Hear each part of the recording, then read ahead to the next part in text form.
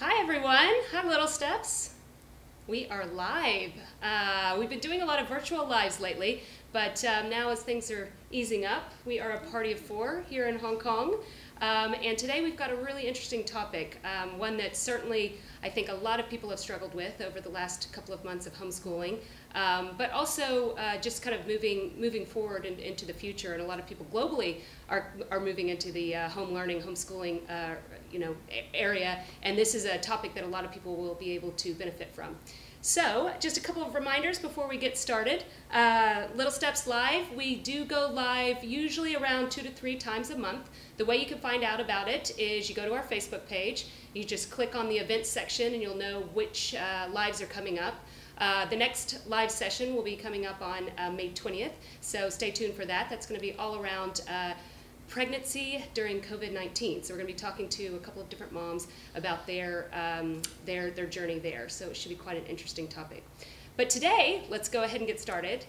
We've got 3 lovely ladies who also happen to be my neighbors, which is actually why we're here. We're actually here at my house out here in Clearwater Bay, and it worked. So here we are with 3 ladies that have started a business here in Hong Kong called Child Hong Kong. And I'll let them do a bit more of an introduction. But the topic that we're going to be discussing right now is homeschooling with kids with learning differences, which we'll get into what they are. We're going to be exploring tips. You guys have been working with a lot of parents along the journey as well. So we'll be getting some real insight. And feel free to ask questions along the way because this is live and we do want to interact with you guys. So without further ado, let's hear about your business and hear about you. Let's start maybe just personally, a little bit more about your background. So maybe we could just start with Helen. Could we just maybe start with you? We're 3 educators and mums of children aged from 4 through to 14. And we've all had careers in education and are particularly passionate about children with learning differences and supporting those with neurodiversity and their families and schools as well.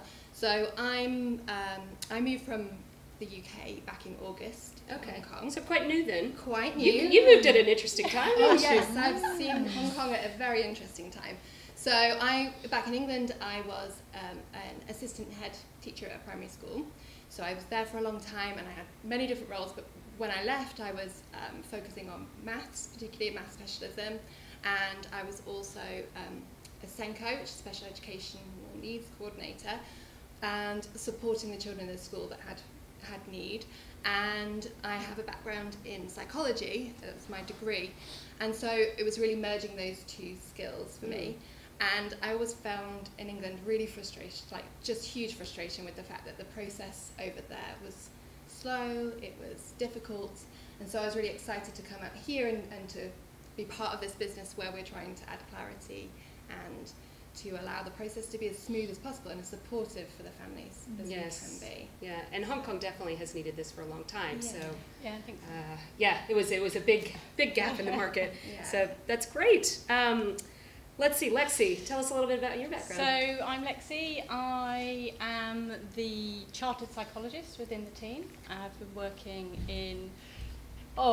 with kids with neurodevelopmental disorders and adults actually I submitted my PhD in 2000, so quite a long time. More years than I care to admit, really. As with these 2, worked with children my entire adult career, really. Started in really secure units working with children and adults actually who have profound disabilities of all sorts of mental health and learning disorders, and then gradually specialised in learning differences, learning disorders. Really interested in sort of my research, my clinical basis is families.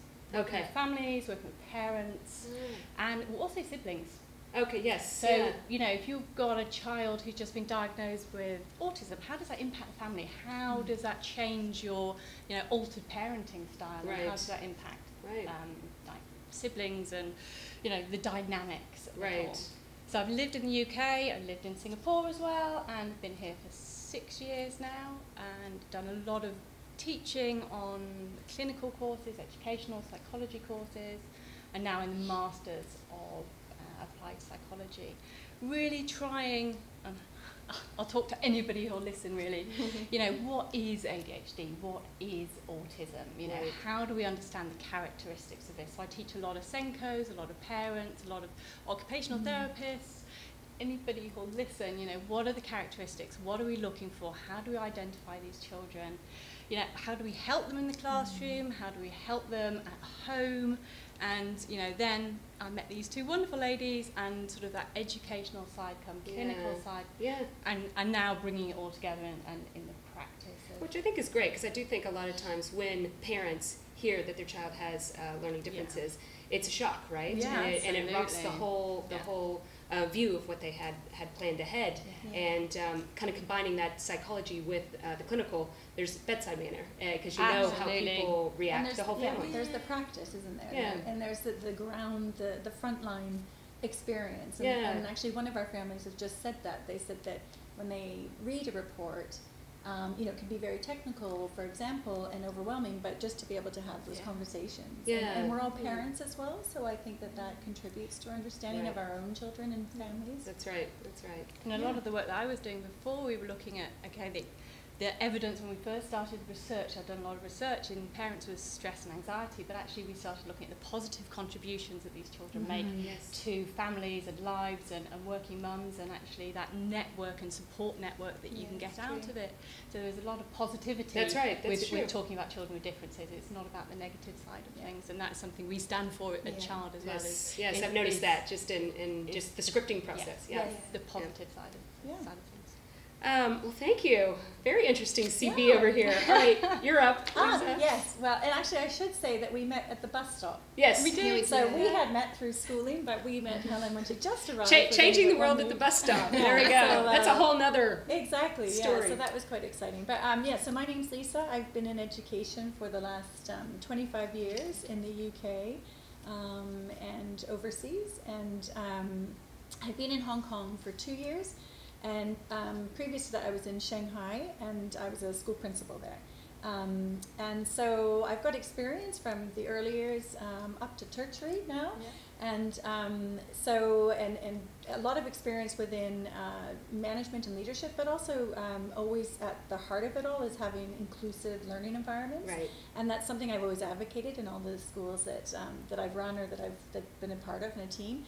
And so I studied my various certifications and degrees in special educational needs, and was a Senko like Helen back in the UK.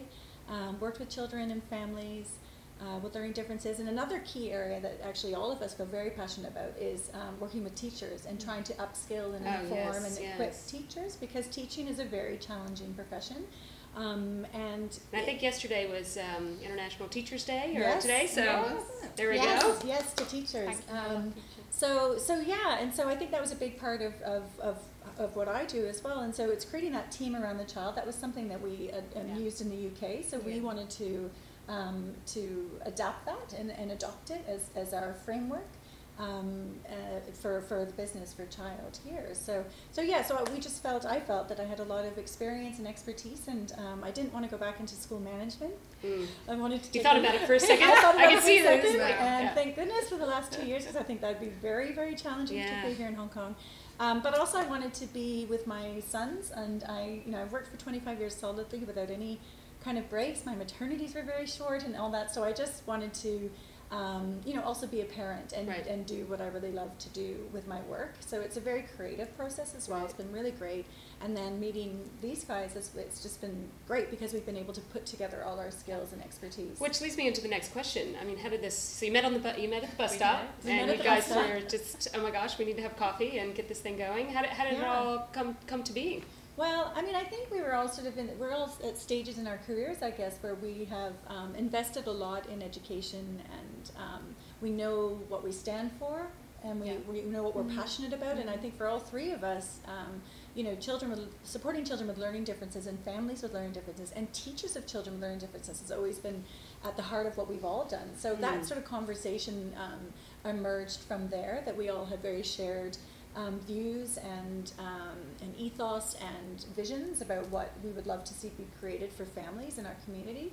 And I think we're all at this stage where we kind of wanted to give back and serve our learning communities and be able to to take our careers in a slightly different direction. Yeah. It creates some flexibility to be with our children. Helen's got very young children as well, so it's a tough time in school management as well. Yeah. You know, Yeah, so yeah. as school managers. So I think that so that's really when we came together. We did our research. We tried to make sure we knew that what we would be offering would be something that was unique, and particularly to the New Territories area, we realised that this is something different, and we know that we're not as long established as other companies, but the feedback from teachers has been, this is what we've been wanting in Hong Kong, to have that approach so where if we will go into school. If we were to say, because we have a lot of people that aren't familiar with what you guys do, can you summarize it in a couple of sentences in terms of what you guys can offer to families? Yeah. Lexie's good at that, right? What is it? The elevator pitch, whatever it is. I thought Lisa was better at it. I think we're all about a team around a child, so it's about understanding learning differences and neurodiversity. Now, essentially, we all learn in different ways, don't we? We all have a different way of what we would take, our strengths and our weaknesses. And I think we can all put those on a continuum, and for us it's about identifying how we can help parents advocate for their children who may learn in a slightly different way, how we can wrap that care around by teaching teachers how to identify these children within the classroom, what do they need as a differentiated learning, and just supporting really a child to be the best that they can be, whatever their differences are. And I think as a process, we essentially, parents have come to us and said, we're concerned about a learning difference for my child, can you investigate it? I think that's the coffee machine. It's time for coffee.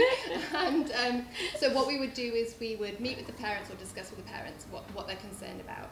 Then we would, usually at the minute, go into the home of the child.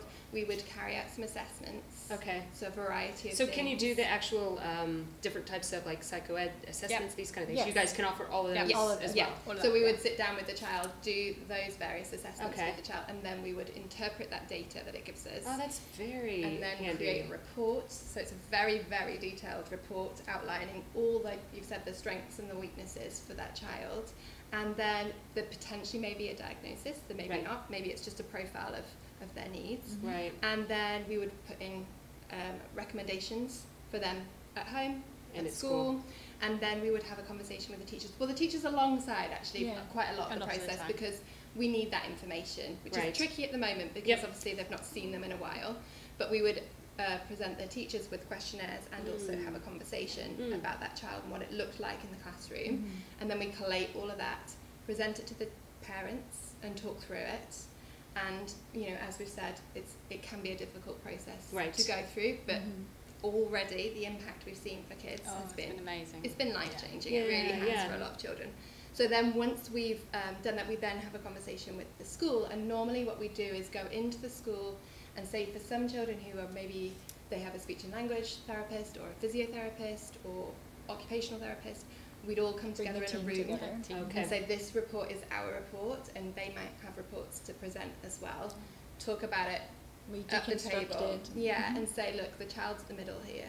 What do we need for them? Right. Because you really need a consistent approach. Like, it's no good one person doing something and another doing that. But essentially, the parent leaves with a very clear, detailed report, and us to have those conversations with and ask and it's like a wraparound report, isn't it? And our logo, actually, we when we were having the creative process of trying to figure out the logo, we put the little eye with the little, almost like a child, and because for us we really wanted that to be very visual, that the child is at the center of it all. Right.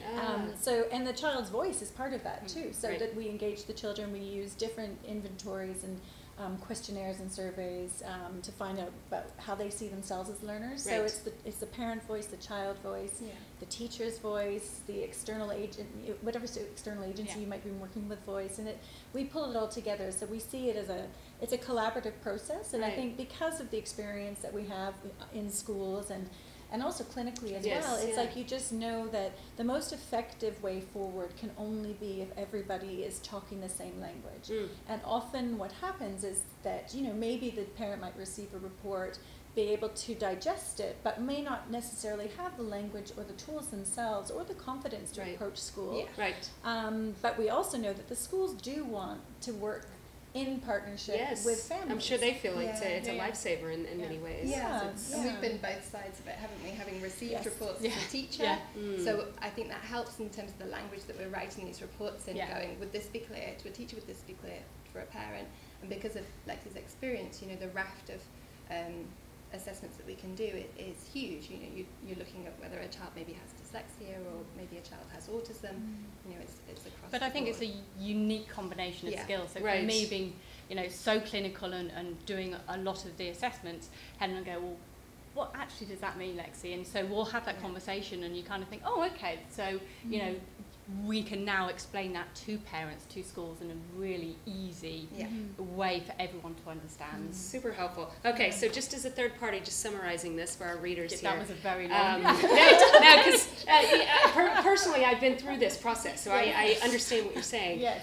But we could summarize it as that you guys can help with assessments. Yeah. So, hey, you know, my child's learning differently in school. We don't know what it is. So you guys can come in and actually assess the in school, in the home, and provide, you know, whether it be a label that's popular or one that's a bit more unknown, like my child learns this way. Yes. So you guys can provide that kind of starting point, but you can also be that that place that you go where you're saying, okay, I've done this assessment, I'm getting this feedback from school, and you're actually taking all this information, putting the report, using your different skill sets, and saying, actually, you need to explore perhaps this learning difference that has a label to it, or your child just learns very differently, and here's the approach that we need to. So you can actually help two different sides from the starting point, but also the one that's overwhelmed and needs direction, and then liaise with the schools. And checking back in, like we say, you know, as part of the assessment, if we're doing a full assessment, we'll check back in at 3 months, at 6 months, to see how are the strategies working.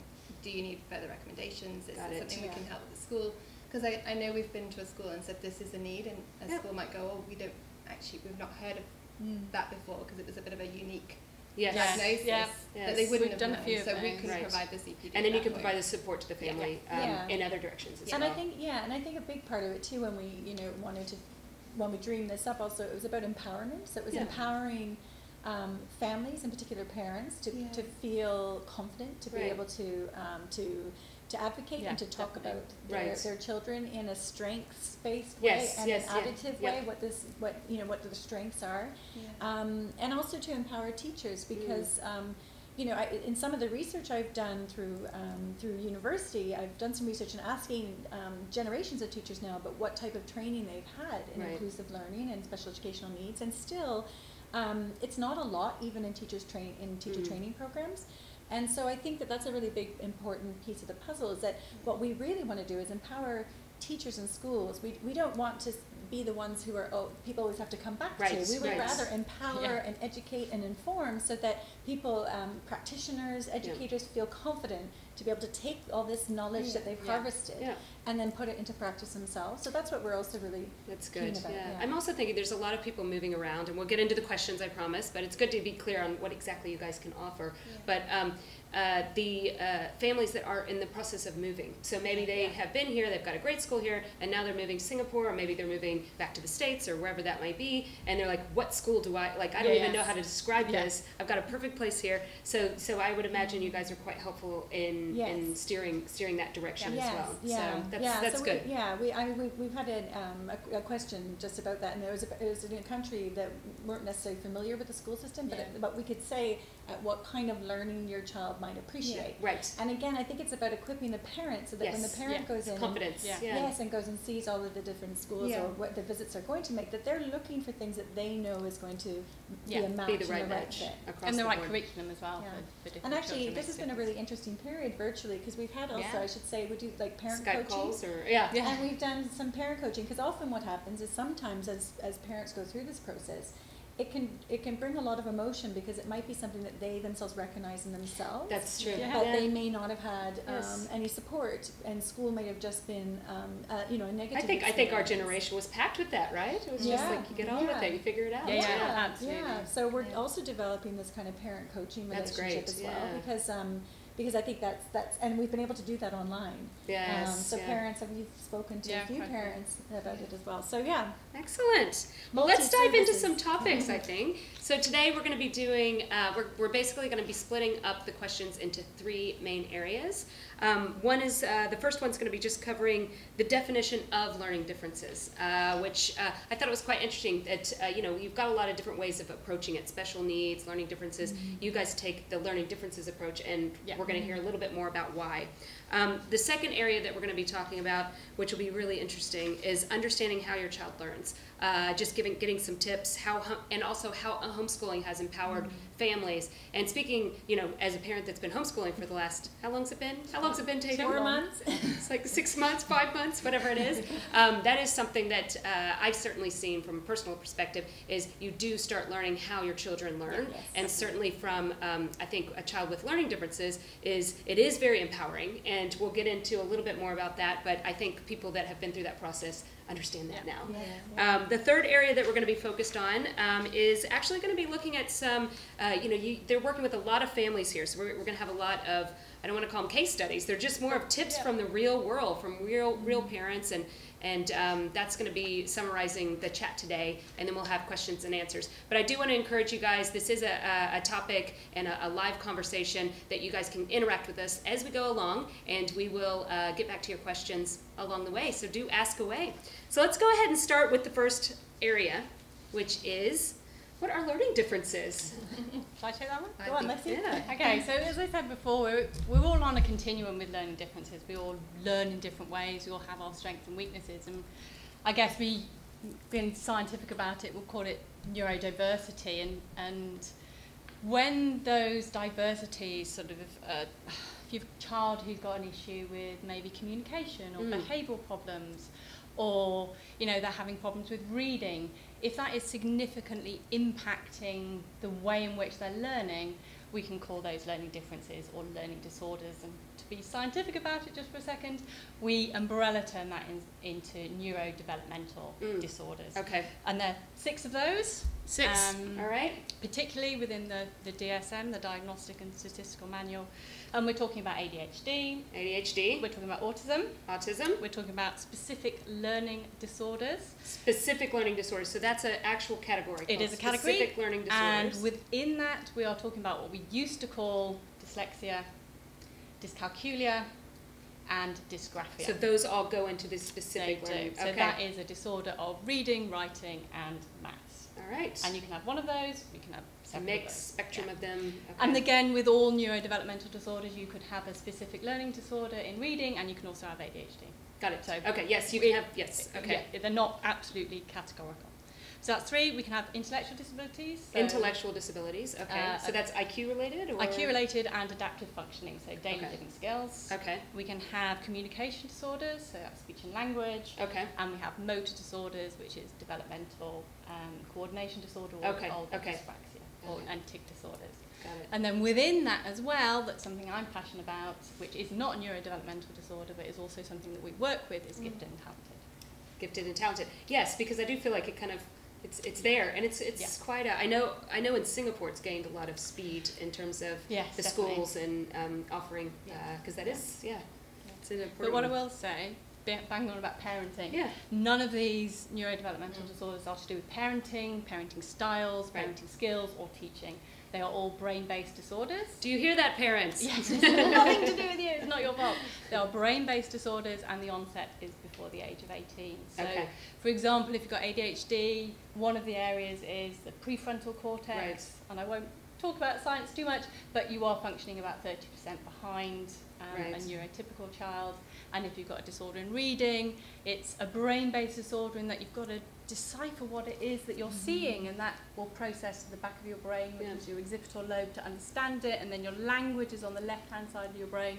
So they are all processes in brains, and we can see that quite clearly now with all our understanding. Right. Maybe we can talk about causes another day, but it is not a whole other topic at all about parenting. Yes, that's good. It's good reassurance, I think, because that is the first area, unfortunately, parents go to a lot Yeah. of times. You know, so not so good to keep on hammering that away. Be positive. All right. So in terms of you mentioned the age that you start noticing, but you said diagnosed by the age of 8. No, onset is before the age of 18. Okay, but where do you see most of the diagnosis appearing? I guess it depends on the need. So if it was social communication difficulties, you'd see it when children start to interact with their peers. So it would come across then. If it was a reading difficulty, then it would occur when a child starts to learn to read and has gone through that process, and still it's not matched up to the expectations of a child at that age. Right. So it's dependent upon the need. Got it. Okay. I think sometimes it happens in the school, and then sometimes it happens at home. Yeah. Just that curiosity, I suppose, it starts with that. And just to add to that, I think something we always talk about is, again, through this empowerment, is that if we can support the understanding of learning differences, then parents might be, and teachers, but will be in a better position to be able to identify and see things that they think, okay, that's that's not something I would have expected. Right. And so, because the earlier intervention, the better. That's right. Yeah. And so so again, that's part of the process too. If we can sort of equip people as much as possible, then we can just all start to tackle it and to work and support the child. I think a lot of times too, it's like it comes with you get that mother's instinct or that gut feeling as a parent, and trust it, check it out, because typically that's where it starts, right? Absolutely. And it's easy to kind of be like, oh, maybe it's just a thing, but it's good to just get it checked out. Because that learning intervention, the early intervention is the key. earlier the better as well. Partnerships with schools. Yes. Really important. Keep talking to the teachers. Yes. So how do you support a child with learning differences? I mean, that's a big realm, isn't it? But if you were to, I guess, a parent that has learned that their child has learning differences, obviously the school is a big part of that. But what would you say is, I guess, some of the key things that you would tell that parent? I think identifying the strengths of the child is crucial. So we've carried out some of the individual ability profiles with children that are neurotypical. So the parents haven't come to us concerned about a need, but they're curious about how their child learns. Sorry, there's been just a comment. The lady in the yellow, can you speak a little louder? Oh, I'm too far. That's rare. Normally very loud. Maybe I'm too far from the mic. It could be. There we go. Oh no, sorry. Right. No, I was going to say that, so for us, it might be that you identify a particular strength that a child has within their profile of learning, which means that you can play to that strength. Right. Or that interest. Right. So in order to motivate a child to learn, or to whatever it is that you're needing to adapt for that child to be able to cope within society and within what they're doing at school, knowing their strengths and knowing and what they enjoy particularly, which I know parents will have come across more through homeschooling. Right, yeah. So that's certainly a starting point, isn't it? So knowing that they learn best in a visual way, knowing that they learn best in a auditory way, means that you can adapt the teaching to the child. Right. And I say that really, really, that's crucial. It's not about changing the child and how they learn, it's about adapting the teaching to match it. But in other ways we would support. Yeah, I think these are probably more abstract in the sense, but compassion is a big one, and obviously compassion for your child, and taking a stance of understanding the way that they learn, but also compassion for yourself, and to give yourself as a parent your own compassion, to time to understand, time to process, time to to accept your child's learning differences, and trying to almost develop, be mindful and develop a mindset around it of being a strengths model, being it's an additive model rather than a deficit model. It may feel like a deficit when you first get a diagnosis, but what is it, like Helen's saying, that what are my child's interests, what are my child's strengths, and really tuning in. And I think I know we're going to come to it when we talk about online learning, but that's been one of the things that our families have really fed back to us is they've been really able to tune in to their child's needs and their child's styles of working, and it may look very different to how you as a parent learned. But again, to have that compassion and sibling to sibling, right? And that's another one. Absolutely. And we're going to share a story about a family who's got two experiences with different children, the way that they work, and also to collaborate with your child. To trust that your child and the way that they're learning and processing the world around them, that you're going to jump into their world rather than trying to make them jump into your world. Right. And just And I think, sorry, I was just going to say, is the compassion element. I think when that does come, that is I think positive byproduct of having a child with learning differences, is because you become more compassionate for yourself, your child, but also children learning differences, adults learning differences, people acting differently. So I think that is a big, I guess, gift in many ways that people. And I think, if we think about an inclusive society, we talk about inclusive classrooms and schools, but inclusive society, it's like, it's about neurodiversity. Like Lexie was saying, there's not one brain that is ever the same. And so if we just embrace these, and it's cool. Like it's cool to be different. Yeah, exactly. And it's embrace neurodiversity and try to understand one another a little bit more. And then I think also just like being an advocate, and I think part of advocacy is educating and informing yourself. So something that we say to our families and we provide is with our recommendations also the opportunity to have some coaching and some. One parent has just asked whether we would actually support her to understand how children learn to read. And so it's like, and so to become an advocate is also to inform yourself and to read and to look at podcasts, and there's so many good programs out there now.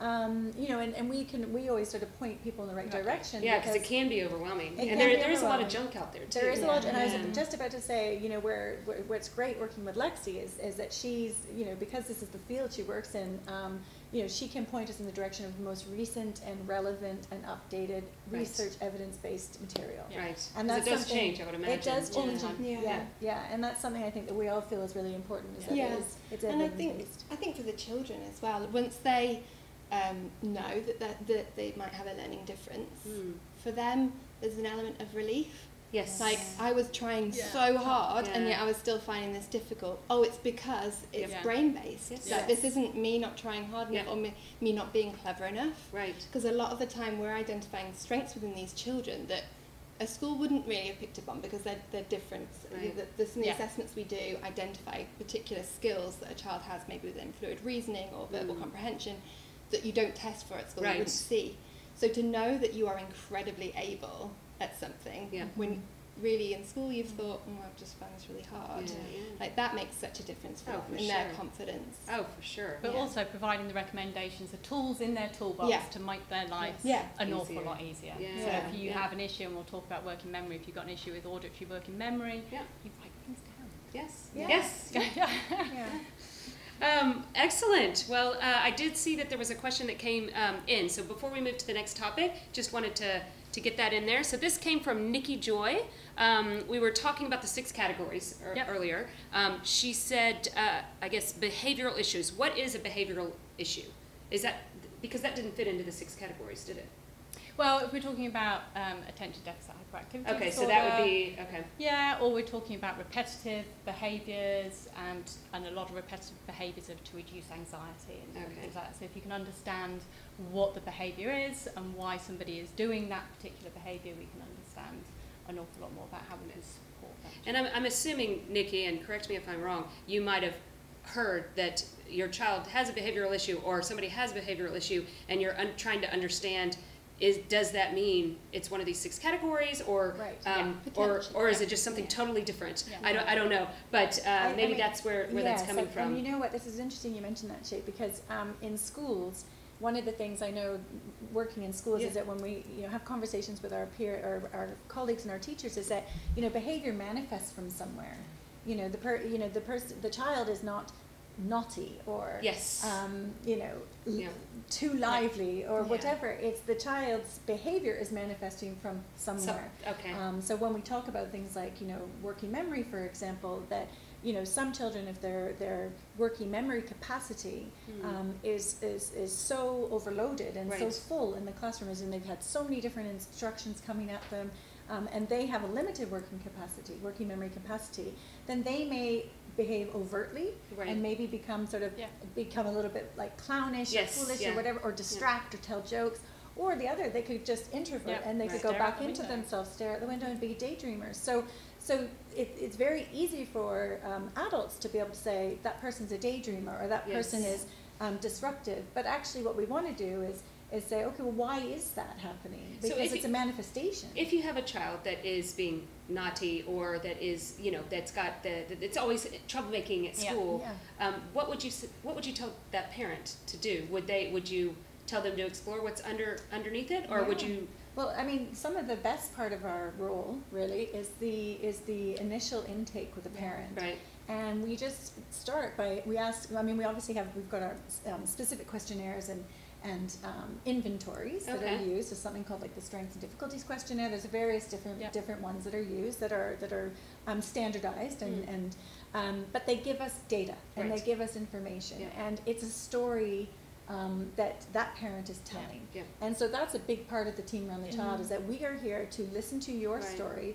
And often what happens is a parent goes, oh, they have an aha moment, because we might say, okay, well, we might just ask that question, or just say, well, have you noticed this behavior in here? And they go, yes. And then our job, because of our experience and expertise, is to connect those dots. And I guess there's so many reasons. I mean, it could be that they're not challenged enough at school. When is it happening? Something specific. Where is it happening? You know, something that we just advised a parent to do, or encourage a parent to do with the teacher, is something called the ABCs. Do you want to talk about that? Antecedents, behaviours and consequences. So what is happening before that behaviour, right before something happens. So there's been a change of behaviour. What happened before? So what was the trigger? What's the trigger? Are they hungry? Are they tired? Is it always in reading? Is it always in maths? Is the classroom too light? Is the classroom too disruptive?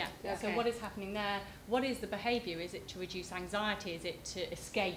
Right. You know, so why are they doing to what daydream, they're doing? like whatever and what's that is. the result? Like, do you then remove them from that situation? Do you stop them reading? Do you so what is it that's going on? So we might actually put the task back to the teacher and the parent and say, okay, well, we want you to spend a week looking at your ABCs. Like, do not, you may not be able to control the situation, but be an observer and let's log it and then come back to us. So it's very much a shared collaborative process. It really can only be, and involving the child's voice. You know, why is it? Why was it that this happened, and what was the consequence for that? So that, I think, in terms of the behavior question, if a teacher were to say to a parent, your child has behavior issues, you would want to say, okay, well, if that's what you're observing, let's find out why that is.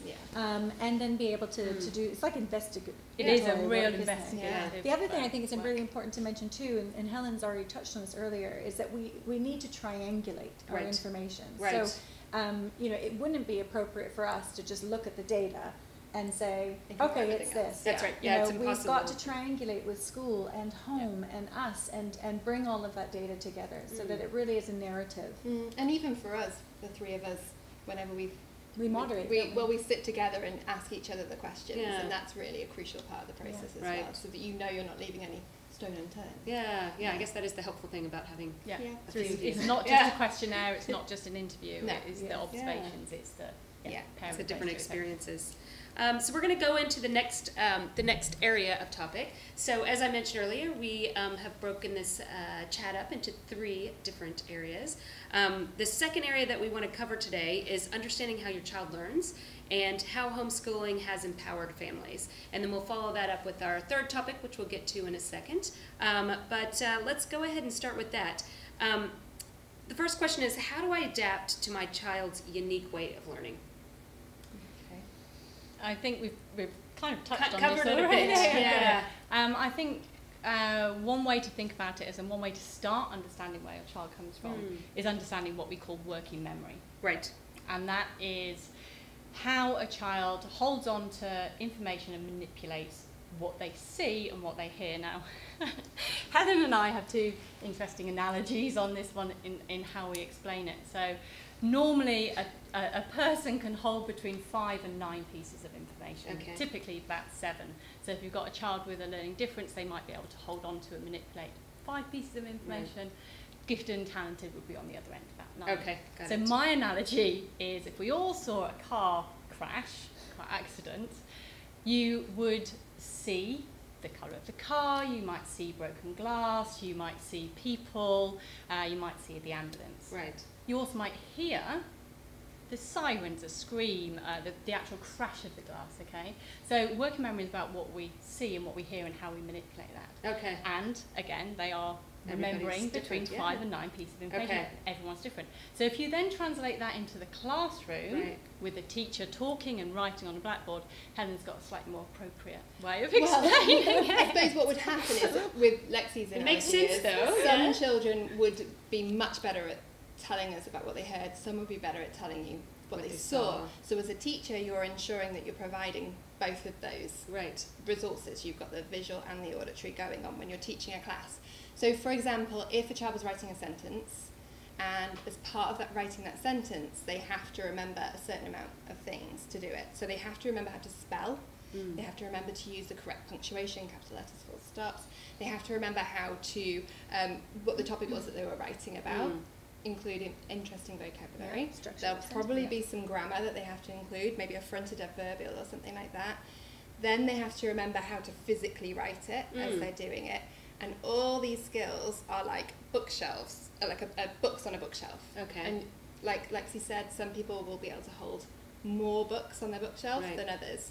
So what tends to happen is if you've got a limited working memory, if you're trying to do that skill, and like a sentence is a fairly basic skill, but Right. actually you break it down into all those separate things that you have to do, something will fall off. Right. So as they're trying to do it, so sometimes the spelling will fall off that bookshelf, and as they're writing, their spelling might be totally different to if they were trying to do it just alone. They were just doing Got the it. spelling element. So in terms of at home and how you can support a child, it's finding a way to externalize that working memory so that they're not just trying to hold it within their brain. Right. Trying to make it as concrete and visual as possible so that it's not just abstract. So a lot of maths is Use very sticky notes. easy. Yeah. Lots of maths Lists. is Yeah. all about numbers randomly in the air. But if you turn it into a picture or you turn it into physical objects, then that makes a huge difference because they're putting it there and then they're manipulating it there rather than trying to do Right. it Hold here where it they've already together. lost several Yeah. things. So the same comes true of if you've got a set of tasks that they have to do within writing. Right. Okay, so the first job is you need to do this. The second job is this. So you almost like a task manager. Right. Yep. And then for children, they love it because they know that they're ticking off, I've managed to include a fronted adverbial or a success criteria sometimes, right? Yeah. That you might put alongside. Or I need to remember to write my letters on the, Right. on the Yeah. lines. But rather than trying to hold it here, if it's there, Right. it makes Right. it much easier to do. And I think also because what we're looking at is like a cognitive overload. And Yes. so what tends to happen for children and adults is that, you know, if there's too much information coming in, which then needs to be manipulated and Right. used and processed, you reach a point of overload. And in learning, what the research has shown is that when that overload happens, particularly in a classroom, for example, the learning's gone, and Right. you need to start again. Yeah. And so children who have limited working memory capacities, you can see in a classroom how, which is learning is cumulative and it's built one on top of the other. But if you miss part of that, Right. then you don't have the structure to depend on. And so Right. for children with working memory capacities, it can be quite limiting and, Right. and difficult for them to be able to keep gain up with their knowledge. peers. Yeah. Yeah. No, that makes sense. And yeah. I think with cognitive, we were talking about cognitive overload right now, particularly in the world, working memory is really highly associated with emotion. Yeah.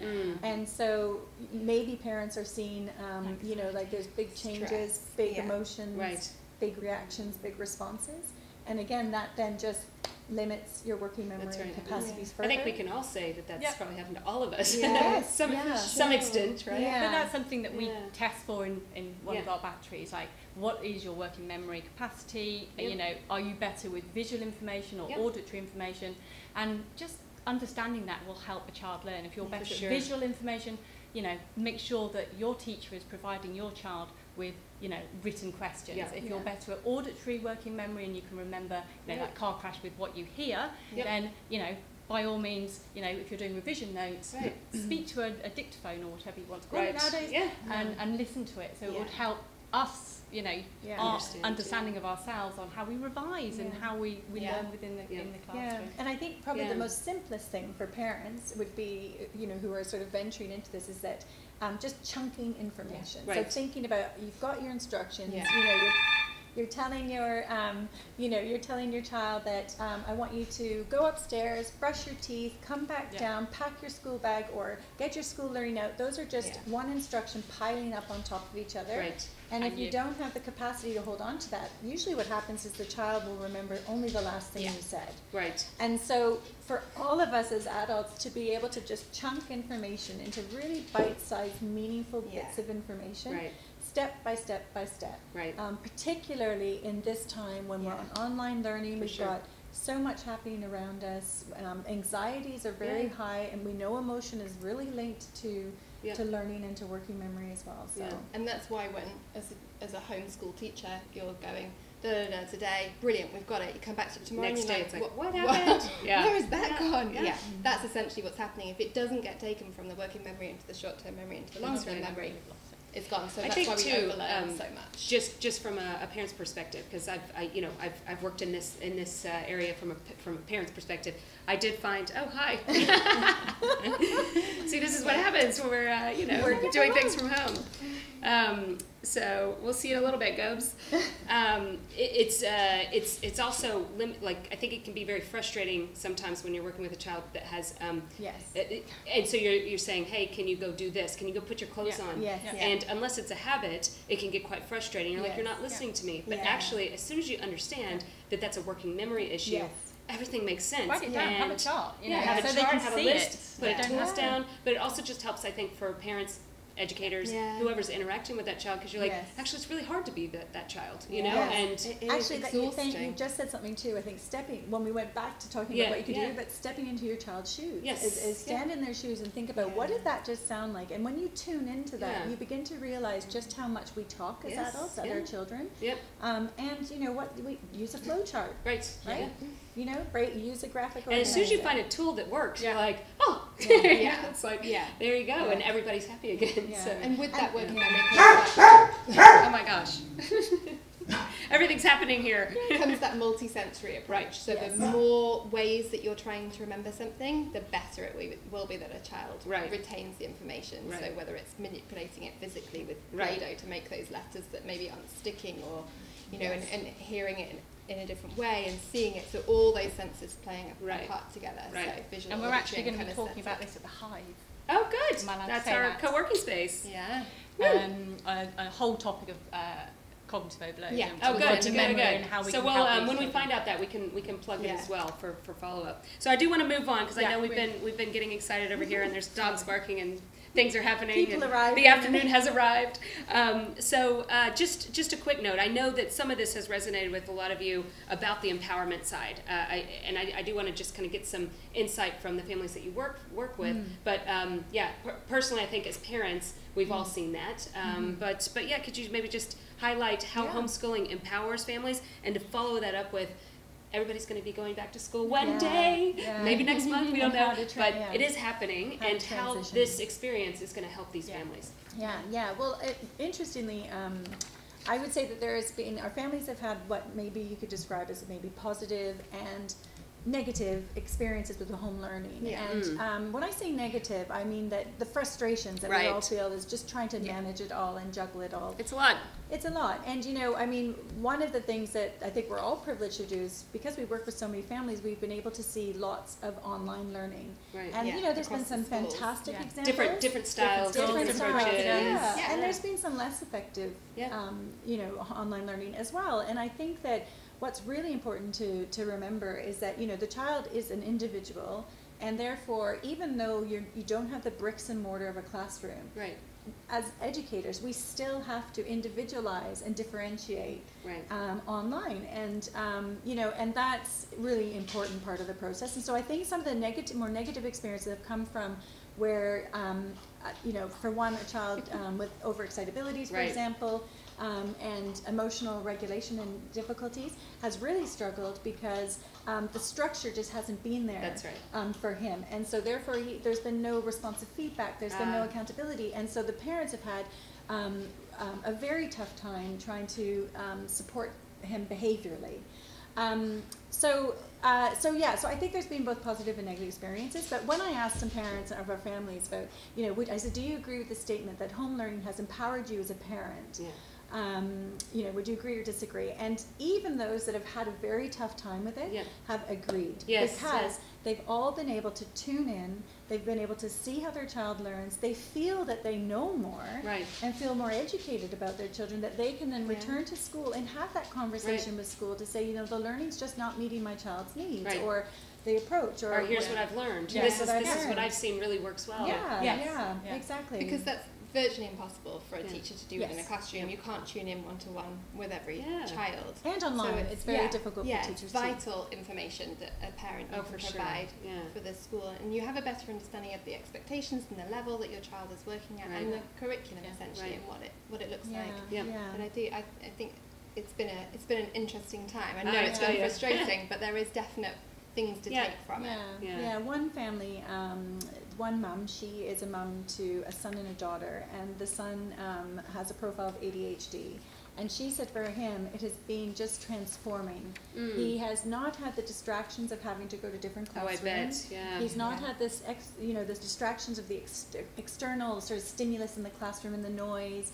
He's been very, very focused. We know with ADHD children that it's really important to have very clear boundaries, very responsive, like feedback, immediate feedback, and so she's been able to do that. For the, you know, if you don't complete this task, you're not going out to ride your bike around the village. Right. And so he's like, well, I'm completing my task, and so the reward has been very immediate. Yes. And he's felt very good about his learning. That's right. And so she said, you know, she's a bit concerned about him returning to school because.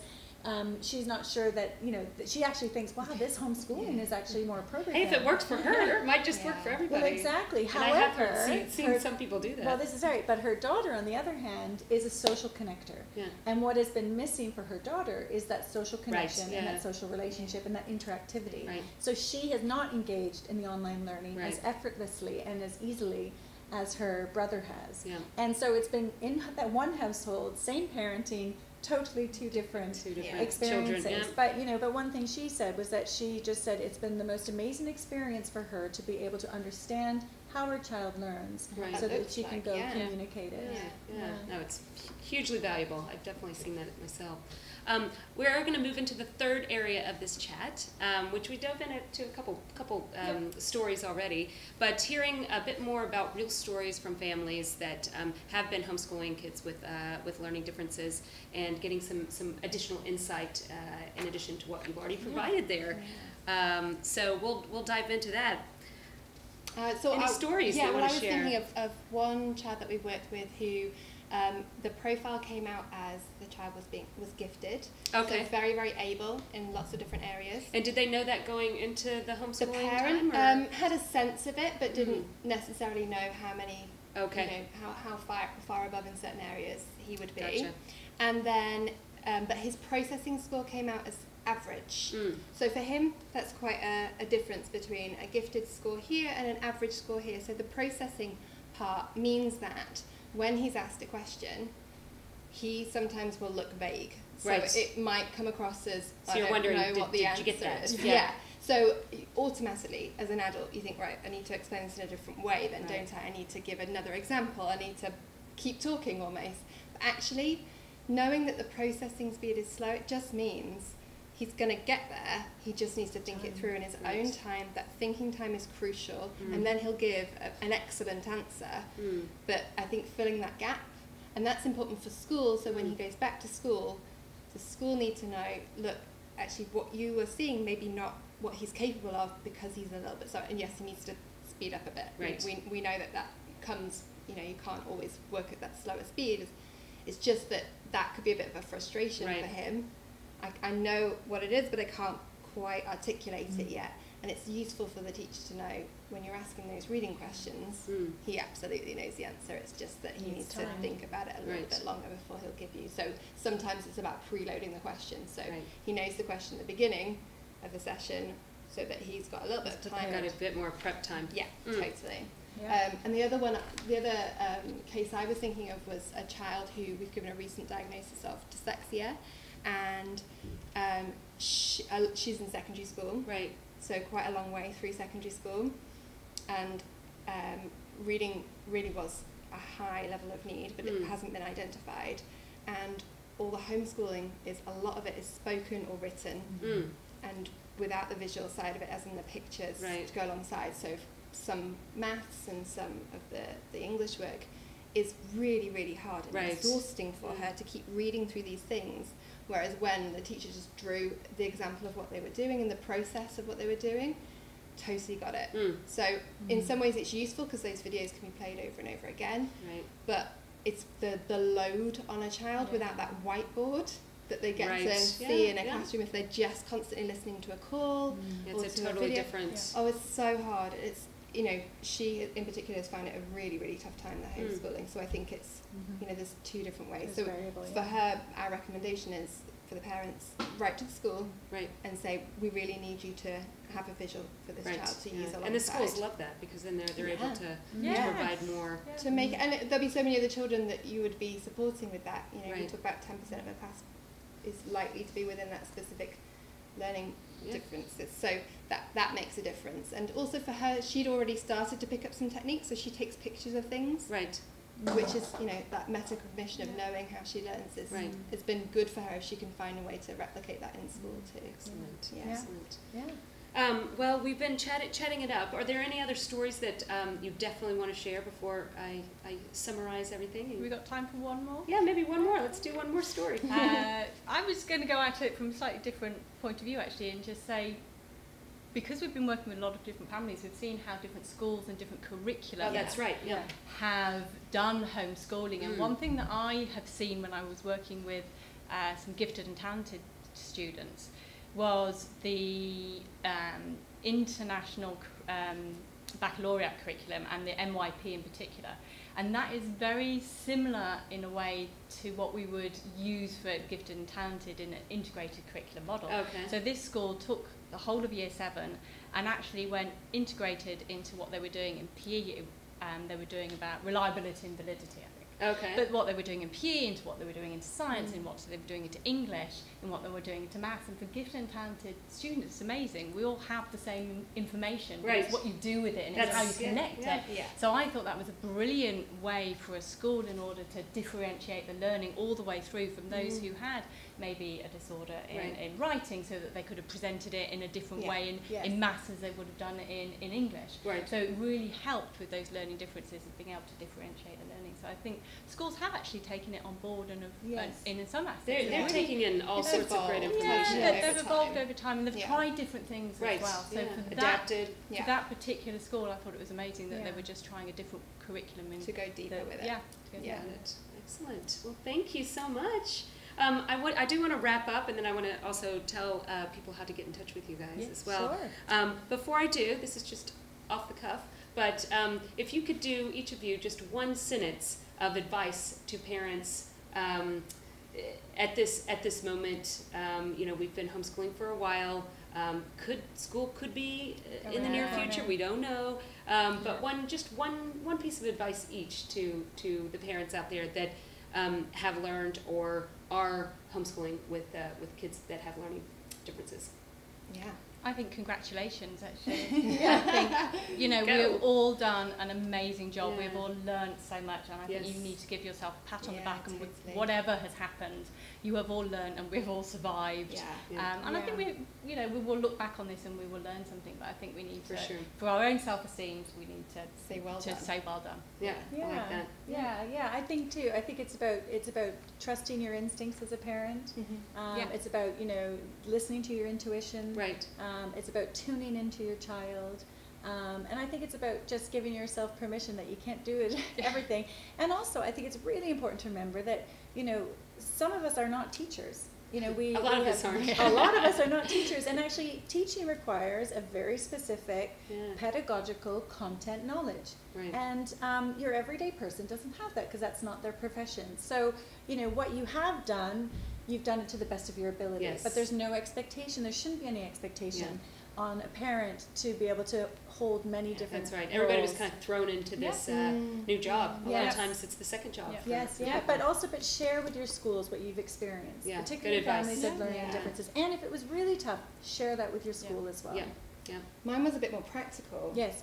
Oh, okay. So I was thinking, well, I've been tutoring children in lots of different schools Okay, as well. yeah. So I've seen again what they've been doing, and my advice would be to try and make sure you've got a model of what the teacher wants. Okay. So I think that's it makes a difference if as you as the parent and the child can see what a good one looks like. If they're asking you to do something, Like a writing test, yeah, you mean? a writing test, Okay. or even in maths, what are you expecting by the end of this? So That's right. if you're trying Okay. to support a child who's neurotypical or who has learning differences, make sure you know what you're Where the learning's after. going. Yes. And yeah, if you don't yeah. know, then ask the teacher for it. That's Say, a great, "Can you that's a just great send piece me of advice. Yeah. a picture of what this Because I should think be." day in and day out, you're just Yeah. kind of drilling Yeah. and going through Yes. the. Yeah, that's good. Yeah, absolutely. Excellent. Well, thank you again. We are going to wrap everything up here. It's been an awesome chat. I think there's a lot of like sub chats that we could go into, but really interesting. And I know that the parents that have gone along this journey, or maybe are starting this journey, this is really valuable information for them. I do want to just highlight how they get in touch with you. You have a website. What's the best way to get in touch with you? Through the website. Yeah. Okay. Yeah, Yep. it's got So all the we'll put info. that into Yeah. the comment section as well, so that you guys know.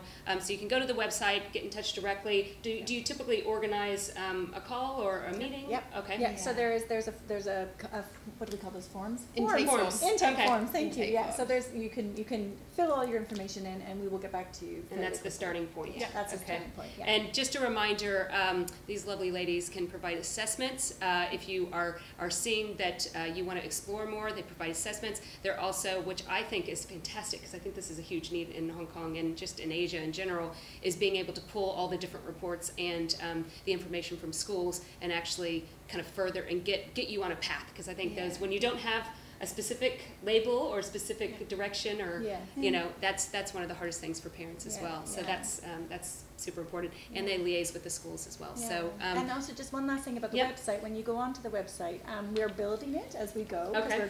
We haven't actually launched officially. Okay. We're still growing. But what we're trying to do is develop a global advocacy. So we've got a page where we practitioners and educators that we've worked with around the world. So we're connecting. So if you're moving to England, we can put you in touch with somebody who's in the UK. oh, that's super handy. Yeah, Okay. yeah. So it's called the Global Advocates, and we also have testimonials, and we also have a blog that we pull interesting articles about parenting or education. And developing a parent And all the support group too. And all the assessments that we use are the gold standard assessments, so they will be, valid in any country that you would Oh, go. excellent, excellent. So there you have it. Lots of great info.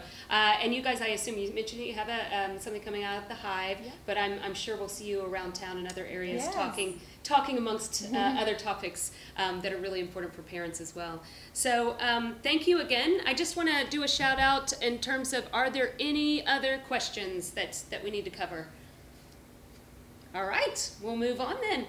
So thank you again for joining us at Little Steps Live. Be sure to join us on our next topic. You can find out about that over on Facebook. Also, we have a lot of great things coming out on the website, as well as our weekly email newsletters across the 6 cities that we do operate in. So do sign up if you're not on there. Lots of great stuff for homeschooling, virtual, and also getting out and about, because we can all see that's coming. It's been nice in Hong Kong. We've been able to move a little bit more, but in other places as well. There's a lot of great resources there. So thank you again, and signing off.